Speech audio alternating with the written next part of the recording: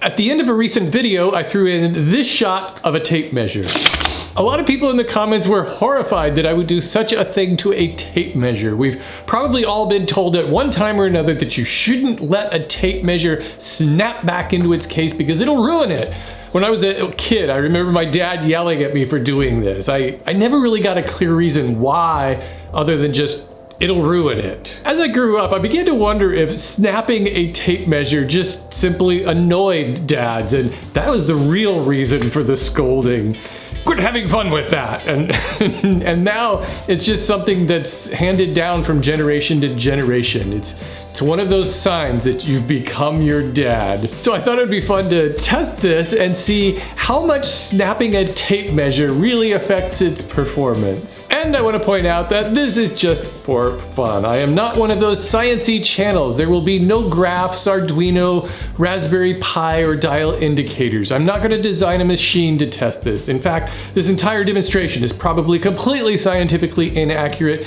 Analyze my results at your own risk. Okay, so I bought two brand new identical 12-foot Stanley tape measures. For the rest of the world, that's like 3.658 meters. By the way, each of these cost me like 12 bucks. So $1 a foot. Sure, a 16 or 25-foot tape measure might produce greater snapback, but at $24, the budget for this video has already skyrocketed higher than most of the crap on this channel.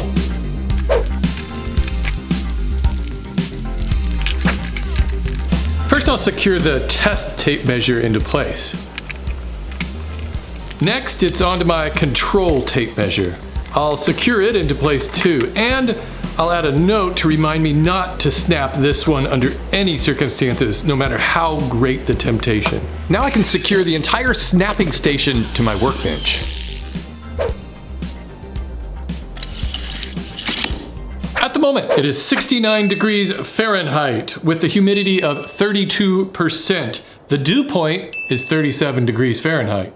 The pressure is 30 in Hg, and the wind is out of the southeast at 6 miles per hour. And finally, I'll keep my data collection center over here for easy access. Are you excited? All right, here comes number one. I should point out that for each of these pulls, I'm gonna pull it back yay far.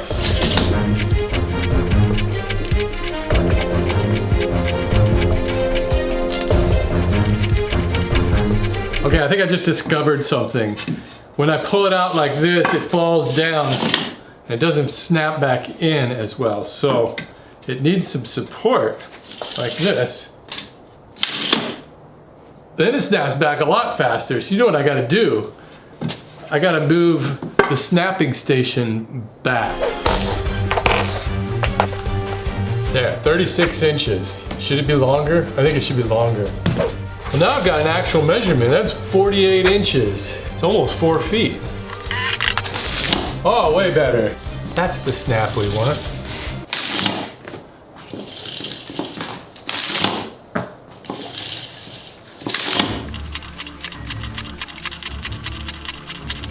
Hey kids, you want to be a YouTuber?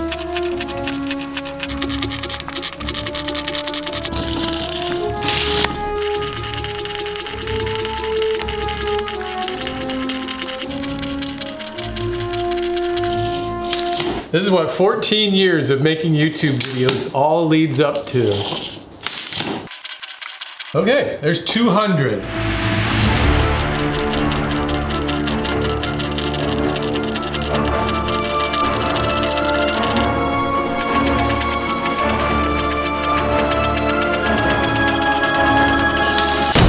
There's 1,000. Well, so far, I'm not detecting any difference in the hook. It seems to be fine. Let's see if one snaps back faster than the other.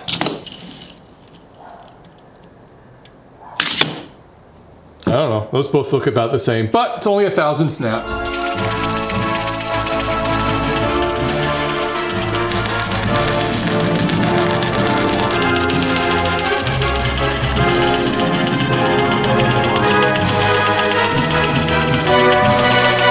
It's been 2,000 pulls on this and still I'm not detecting any damage at all. But let's take a measurement on these and see how they compare. First of all, I'll use this one to measure out, I don't know, let's say 3 inches. I'll put a mark on 3 inches. I can compare that mark on this one. Okay, so far, no difference. It looks like the retracting mechanism might be slowing down a little.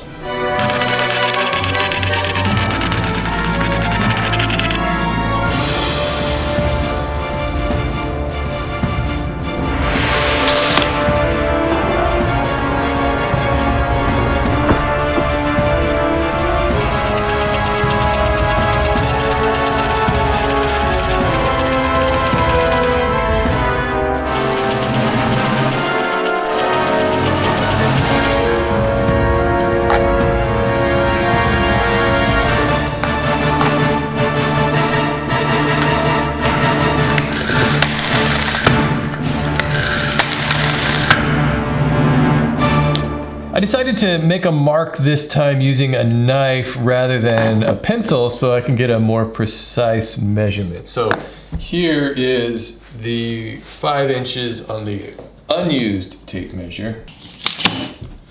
Then I'll move it down here for the snapper. It looks about the same.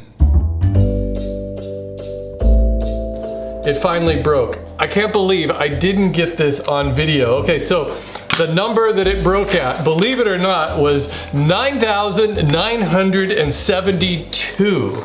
I was that close to 10,000 snaps, and I was gonna start recording when I had about 30 left so I could have the big momentous 10,000th snap, but here we are, 9,972 finally gave way.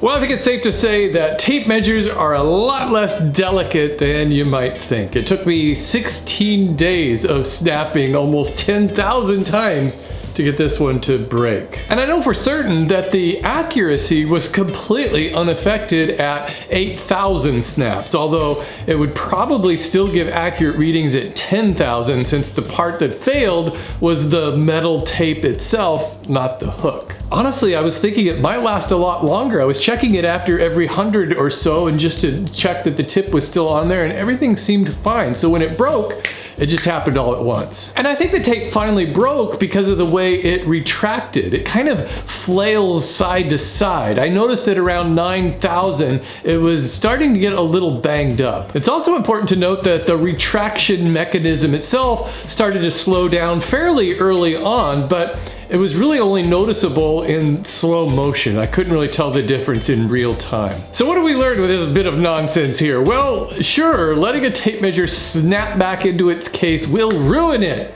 but you'd have to do it a lot. You'd have to let it snap back into its case once every day for over 27 years. Or if you let your kids snap a tape measure 3 times a day, it would take 9 years for them to ruin it.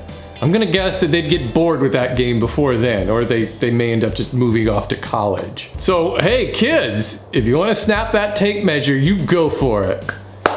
It may still drive Dad crazy, but now you got science on your side.